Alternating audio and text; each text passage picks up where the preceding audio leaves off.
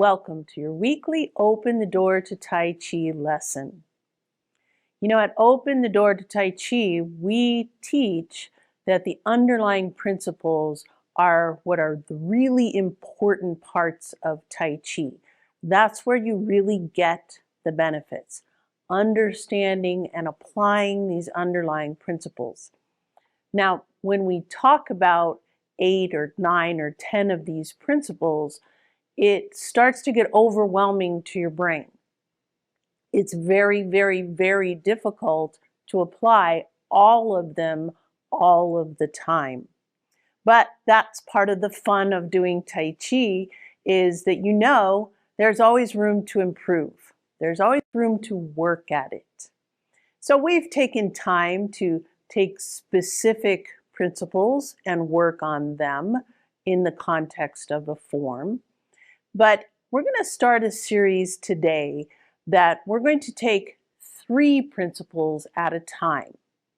And we're going to work on integrating those 3 principles into our movements and into the flow of the form. So today we're going to take columns, moving from the Tian, and rotation.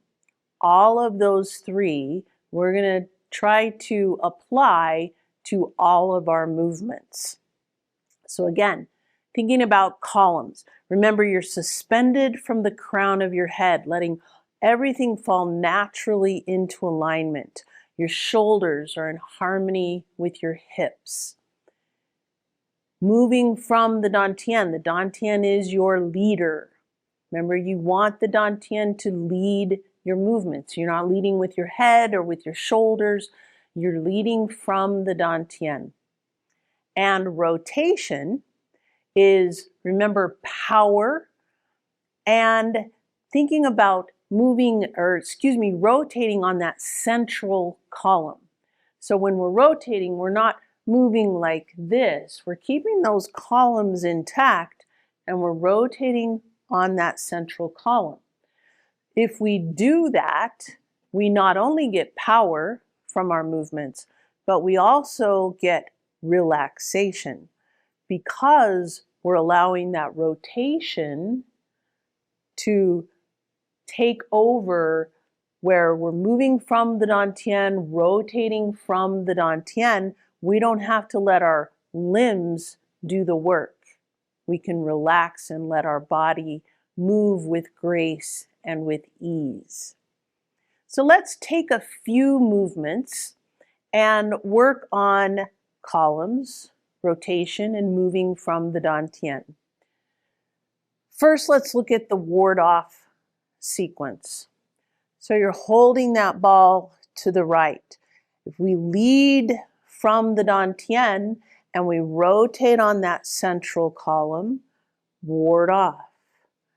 Grasp the bird's tail. Now think about maintaining your columns, keeping your shoulders in harmony with your hips. You're not grasping the bird's tail like this. You ward off, leading from the Tian, grasp the bird's tail. Now rotate and roll back. Rotate and press. And then pushing chi, again, thinking about those columns. You're not overreaching. You're not reaching forward like that. Keep those columns intact. So let's do that again. Holding that ball, stepping out, ward off. Grasp the bird's tail. Roll back. Rotate and press. Pushing chi. Now we could just use the ward-off sequence, thinking about columns, rotation, and moving from the Tian. But we want to think about not all of the movements. When we're doing the form, we want to think of all of the movements, but let's just take a few of the movements. Let's think of part the wild horse's mane, because unlike in the ward-off sequence where we're just stepping and we're not actually moving forwards or backwards, with part the wild horse's mane, we actually have to move forwards. So thinking about our columns, thinking about our rotation and leading from the Dantian. Holding that ball to the right, you're going to step out left and rotate into that part the wild horse's mane. Now as we rock back, holding that ball, bringing all the weight onto that left, step forward, leading from the Dantian, let that Dantian lead and open ourselves up with the rotation. You're keeping those shoulders in harmony with your hips. You're not overreaching. So thinking about part the wild horse's mane. Rocking back. Letting that rotation help you with opening up so that it's nice and relaxed. One more. Part the wild horse's mane. Now, since we're up here, let's go backwards with repulse the monkey. Same thing. If we keep those columns intact, we're not leaning backwards as we go backwards. We're not trying to overcompensate by leaning forwards. Shoulders in harmony with the hips. If we let the Dantian lead, that allows that rotation to give us power in the movement, but it also allows our limbs just to relax and follow that movement. We keep our columns intact, lead from the Dantian, and let that rotation happen on that central column. Let's look at wave hands like clouds. With our weight on the right, using that rotation, moving from the Dantian,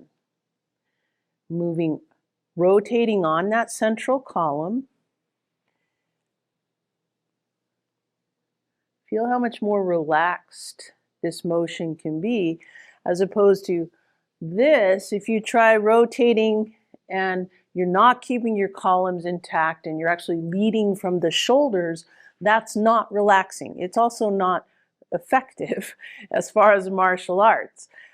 But if you coordinate, keeping those columns intact, leading from the Dantian, utilizing that rotation, now it's a very effective, very calming movement. If we think about some of the movements from the 40 form, we can improve these movements by concentrating on columns, rotation, and moving from the Dantian. When we do our deflect, intercept, and punch at the beginning of the form, not at the very beginning, but we come from our slant flying. And, no, excuse me, that's fist under the elbow. With our deflect, intercept, and punch, we come from our play the guitar position. And remember, our toe is up in that play the guitar. Now we rotate. If you think about moving from the Dantian, that's going to help you as you come into this deflect, intercept, and punch, bringing your weight onto that left, and now rotating into that movement so that you have power in your punch, right? If I move forward towards the camera, we have that play the guitar. We're rotating, keeping our shoulders level, shoulders in harmony with the hips. So those columns are intact, and then we lead from the Dantian. It's very easy to utilize that power in deflect, intercept, and punch.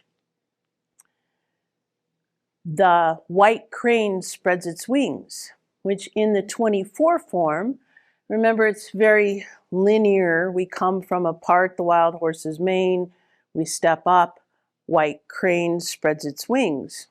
Using our rotation, absolutely. Still thinking of columns, rotation, and moving from the Dantian. But in our 40 form, when we're doing our white crane spreads its wings, remember that we've come from that lifting hands position. Now, if you rotate, think about that rotation and just allow your limbs to kind of follow the Dantian. Then you're rotating back, and then you're stepping into your white crane spreads its wings. If you allow that rotation and that Dantian to lead, white crane becomes very easy. So remember, you're coming from that lifting hands position. Let the Dantian lead the rotation. Keep your shoulders in harmony with your hips, and white crane spreads its wings. And of course, we come into our spinning lotus kick as well. Step back, retreat, and ride the tiger.